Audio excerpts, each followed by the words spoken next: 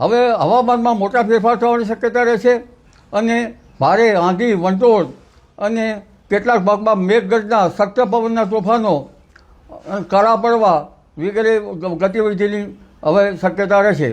28, 29, 30 અને જૂનની શરૂઆતમાં ભારે આંધી વંટોળ, શક્ત પવનના તોફાનો ઉત્તર પૂર્વીય ભારતના ભાગોમાં થવાની શક્યતા રહેશે. તેની થોડી ઘણી અસર ગુજરાતના ભાગો પર પણ થવાની શક્યતા રહેશે. લગભગ કેટલાક ભાગોમાં તો 70 થી 80 કિલોમીટર પર અવરનો પવન ફૂંકાશે. ગુજરાતના ભાગોમાં પણ શક્ત પવનના થોડા ઘણા તોફાનની પણ અસર પણ થવાની શક્યતા રહેશે. ગુજરાતમાં તારીખ 30-31 તો હવામાનમાં પલટો આવશે, પરંતુ તારીખ જૂનની શરૂઆતમાં પણ વરસાદ થવાની શક્યતા રહેશે. આ વખતે રોહિણી નક્ષત્રનો વરસાદ જાણે ચોમાસું આવ્યો હોય તેવો વરસાદ થવાની શક્યતા રહેશે.